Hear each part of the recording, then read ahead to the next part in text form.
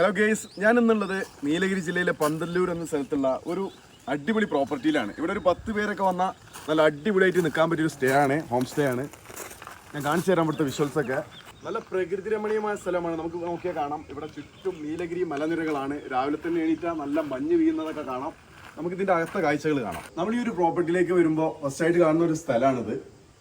ഇവിടെ താഴത്താണ് കിച്ചൺ ഉള്ളത്. നമ്മൾ ഒരുപാട് പേരൊക്കെ വരികയാണെങ്കിൽ ഒരുമിച്ചിരുന്ന് പാചകം ചെയ്യാൻ പറ്റിയ നല്ലൊരു അടിപൊളി കിച്ചണാണ്. അത് ഞാൻ കാണിച്ചു തരാം. അതിന് മുമ്പായിട്ട് നമുക്ക് ഇതിന്റെ അകത്തോട്ട് കയറാം.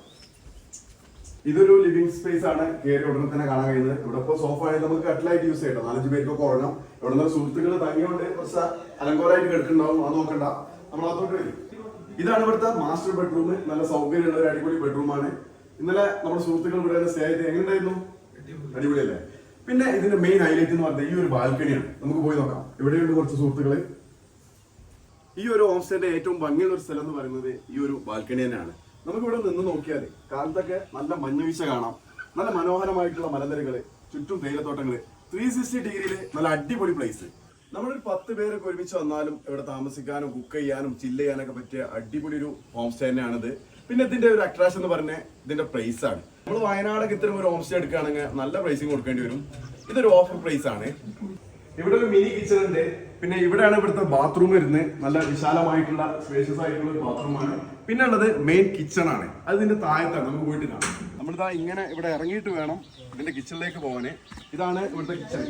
രാത്രിയൊക്കെ സുഹൃത്തുക്കളൊക്കെ വന്നിട്ട് അവിടെ ഈ ഒരു കിച്ചണിൽ പാചകം ചെയ്ത് ഇവിടുന്ന് ഭക്ഷണം കഴിക്കാം. പിന്നെ ഇവിടെ ഗ്രില്ല് ചെയ്യാനുള്ള സൗകര്യമുണ്ട്.